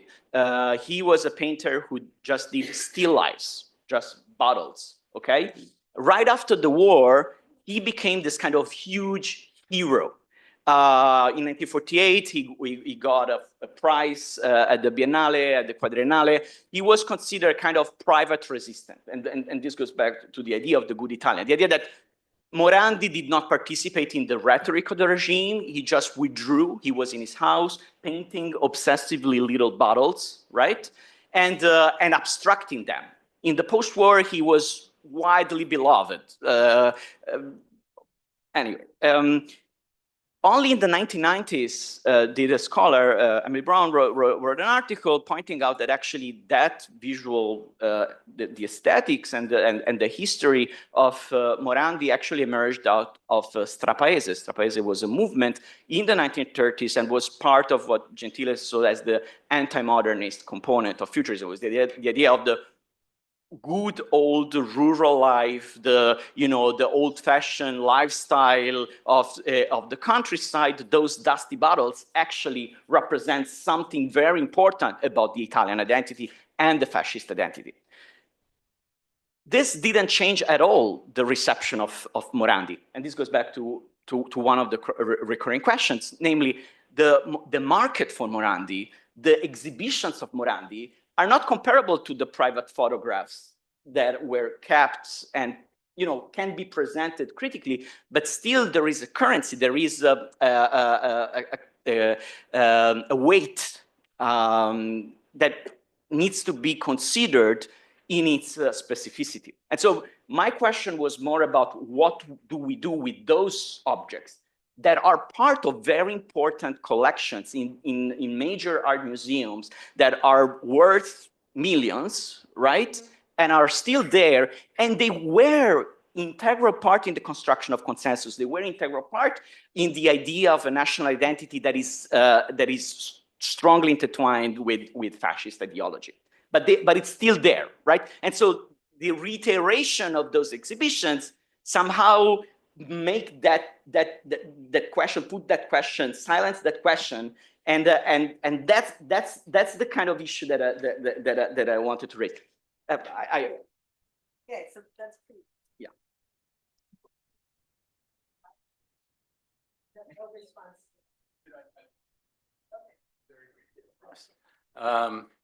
Just to answer Mark's comment, yes, of course, yeah, it's true. I dropped it for two reasons. One is that in this context of what to do with exhibitions, I think one of the points is that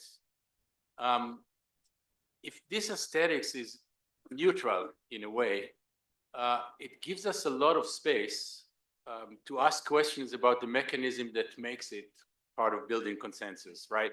So actually it opens the way to many other questions, and we don't bother with the question of this is so, so fascist because we see the male body working and stuff like that. So that's the point I was trying to make.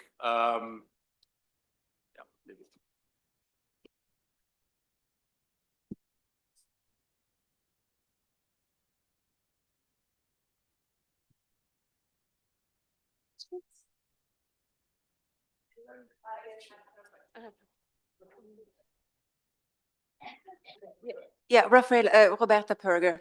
Thank you so much for your presentation. I found it really fascinating, the way in which people with different goals for exhibitions and coming also from different political backgrounds all ended up performing sort of the same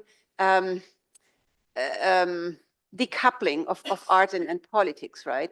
And so what it made me wonder is whether there isn't maybe, just we've been talking about genealogies today, a longer term way in which art is perceived in Italy, so that what happens with fascist art or art during fascism and its exhibition in the post-fascist period,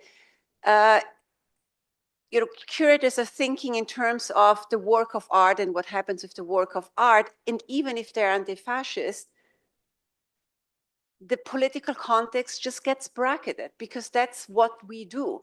And so in other words, us historians getting upset about yet another exhibition that does not pay attention to the political context actually belongs to a long tradition of operating just in that way. And that is something that I had not been aware of, even though it maps onto some other tendencies in looking at the fascist past. But I do think it also speaks to something different, and that is the place and positioning of art that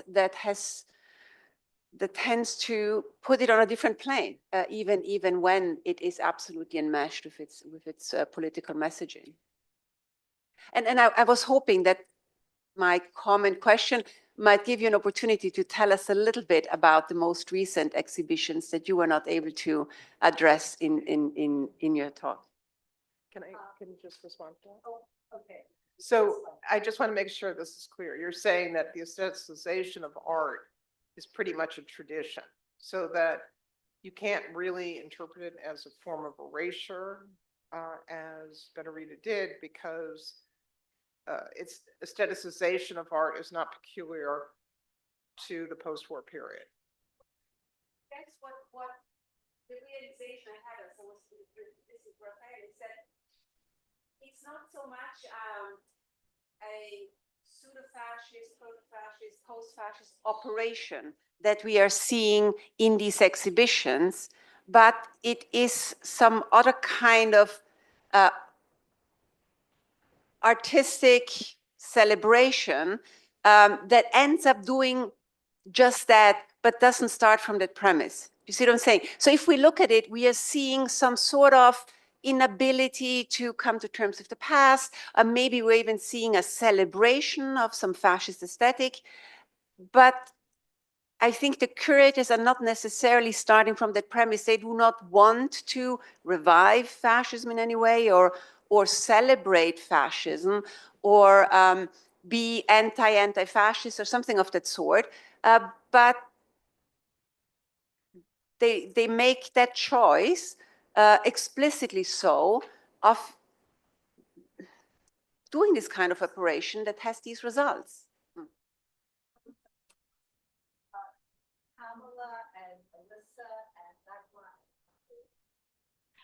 Okay, thank you, Pam Ballinger. I just want to add to what Roberta's saying. So, I mean, coming from a discipline like anthropology, right, there's this well-known book, Primitive Art in Civilized Places, which talks about how, depending upon the disciplinary perspective, right, the aestheticization of native objects as opposed to an anthropological presentation that lays out the ethnographic context. And I was wondering also about the status of Italian art history, because having studied in Florence like every other American in the 1980s, right? I remember our art history classes when we went, it was a very formalist approach, right? That our Italian professor engaged in, and, you know, was quite different from what was maybe more prominent in the US at the time about like talking about patronage and the context and, you know, Foucault in relation to, I'm sure that's all changed, but I'm wondering about the disciplinary aspect of Italian art, which I think goes to what Roberta's asking about, the focus on the formalistic, formal aspects of the aesthetics. And then maybe if you see change over time from that point of view in terms of the different exhibitions that you discuss. Thank you.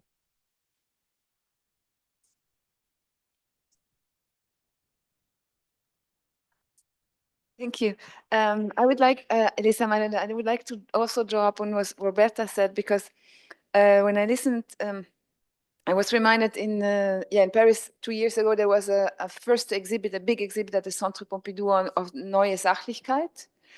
And it was, and I think it just reminded me all these fascist exhibitions on not fascist, on futurist art that you discussed, because I think, and I joined Roberta, maybe why do we always need to have this separation of a good art and a bad one? And so this Neue Sachlichkeit, for instance, of course it's fabulous, but certain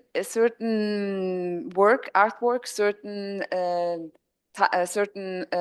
songs, I mean, it can also be anti-Semitic, it can also be so it's not, Neue Sachlichkeit is not this holy place where everything is good, and so maybe this is this tradition of curating and of wanting to, maybe also historians want to do, to really seize like a movement and a moment, and to represent them, maybe not only the good sides, but actually it ends up to something good. And it's always puzzling me, because I actually don't do feel good history, but I know a lot of people expect, and now I have a big troubles with students, because most of them have seen a lot of series on Weimar Republic and this show, and it's very difficult to tell them, well, the Weimar Republic is also a lot of things. It's also very conservative, and it's all, I mean, that all this work, and Detlef Peukert, for instance, we haven't mentioned him, but he did a really great work of really showing that there's not only a tradition, but there are really direct ways to go to Nazism. And so, and just to offer, I really like this agency of this Jewish Gegenblick or counter, and I wanted, this is such, so would it also work for Germans? I mean, of course, if I, as a German non-Jewish person, put my child in front of this, it has a total different meaning. But actually, it also shows that there are so many registers, small, to resist, to be critical. And I study more the German albums, and I don't see that. So actually, it's really like people buying into this ideology, into this regime, into this in their everyday life. And I know, Louis, you really always say power relations are key. And I also think, so this power, I mean, the non-Jewish Germans would have had so many possibilities to make a difference, to be small, to have small critical captions, gestures, but they didn't. Most of them, almost most of them didn't.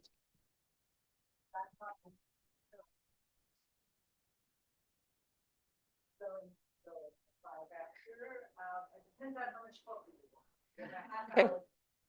I don't know if Raffaella was asking the question rhetorically, how does one curate to evoke critical questions, or whether you were asking sincerely for advice and suggestions. Okay, I don't know, but I was incredibly glad that Lou brought up the story of the early 1970s when finally that Nazi art came back and they finally put in, Georg Bussmann did the book. You should look at it, Kunst im Dritten Reich. I don't know if you've seen it. It's so good that you brought that up, because the leftist youngsters who curated that exhibit in 1973 so distrusted the German public that every single piece of Nazi art was juxtaposed with a photograph of Nazi crimes. Okay, every single thing. You have Jewish women lined up about to be slaughtered beside the Nazi nudes. It's totally intense.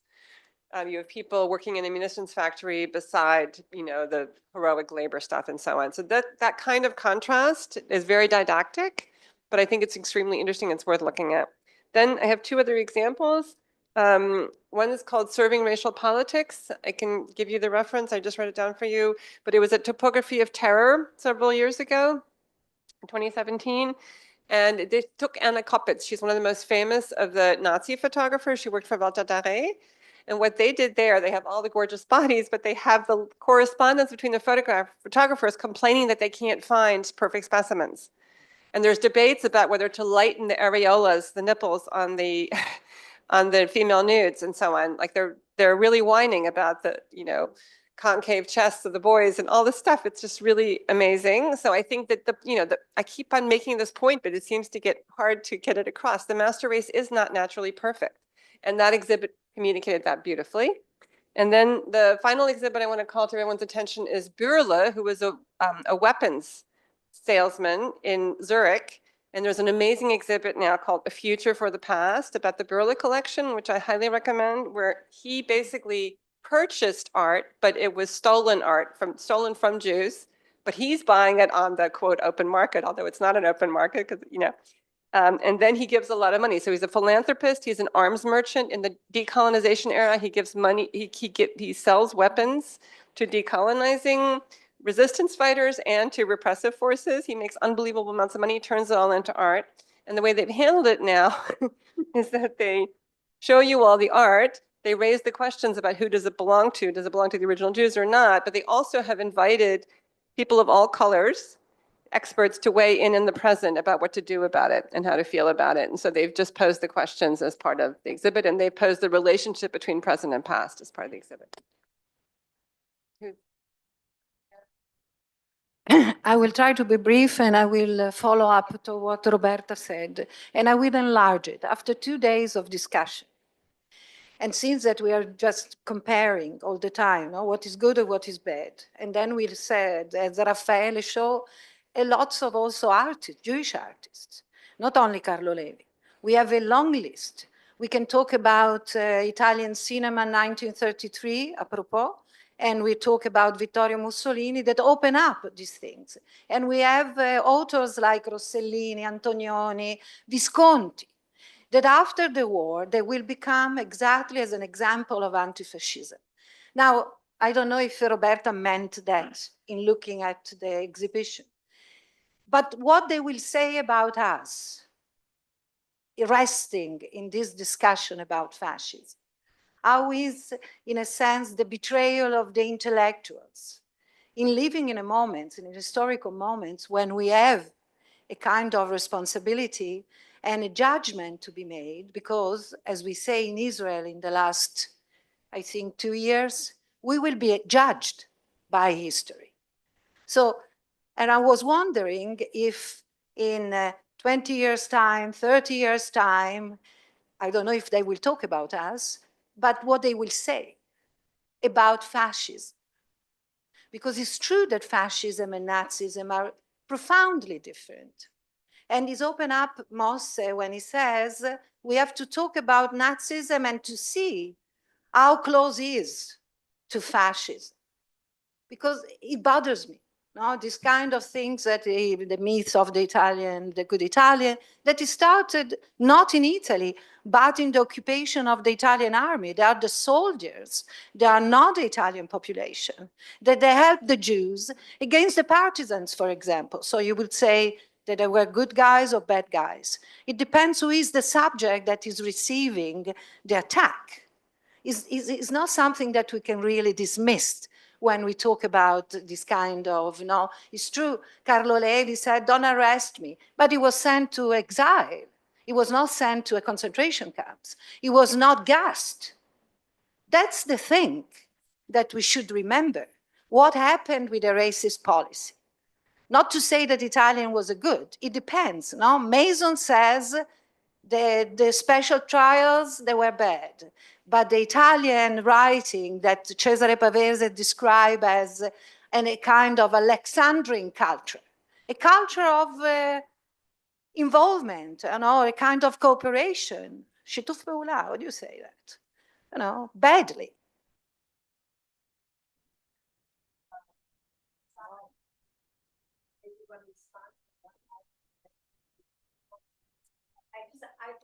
I would just want to add one more exhibit for us to think about. This is the 2021 exhibit on the history of the Documenta at the Deutsches Historisches Museum, which problematized the National Socialist and actually SS lineage of the organizer of Werner Hanfmann, who was then became for many, many years the director of the Neue Nationalgalerie and was apparently directly involved in the arrest of Rudolf Levi. And he was the one chosen to direct this Cold War celebration of West German democracy, Documenta, in 1955. So there's a long history of not suppressing that, of actually doing something very similar to what Raffaele was talking about. However, there it's really more about the curators and the organizers, half of whom were members of the Nazi Party, of that Documenta. So maybe we need to put that exhibit into the mix. And there's lots of literature about that. Okay, we have, do you want to just take one more moment? And I have a vertigo moment, I guess, but no, one thing. So there was a question about were there exile artists, and that's something that allows me to say something. Yes, there were exile artists who were included in the exhibitions. All of them, actually. I'm familiar with the work of Corrado Cagli, and I've worked on this artist. He was a Jewish openly gay artist who had a successful career in Rome, and with public commissions from the fascist government, did frescoes, did major work, and then as a Jew had to leave Italy in 1938, moved to the United States, and started doing work in which he took distance, right? He started to deconstruct, introduce irony into the very rhetoric he had, helped build. Finally, he fought in the war as a US soldier. He participated in the liberation of Buchenwald and produced drawings on this. MoMA, Radianti, Barilli, Celant, they all included works by Cagli for stylistic reasons, right? So it's as part of a post-Cubist moment in Italian abstraction after the war.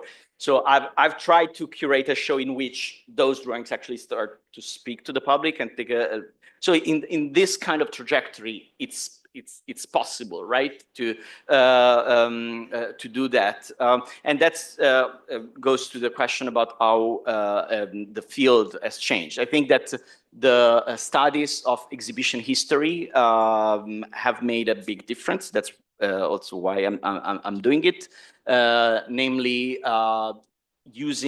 focusing not on what happens in the artist studio and what is the intentionality of the artist, what is the quality, going back to Roberta's comment, the intrinsic quality. People, would talk about that in our history as the prime criterion.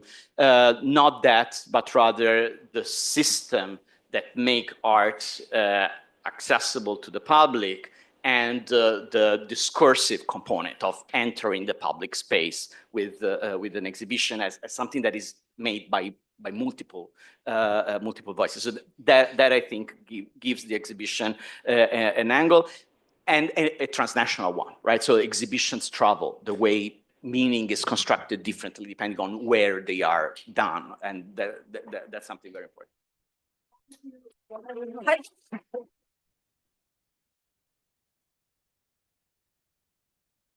And now we have a puppy. Oh, at first, nobody knew what to say, and then they.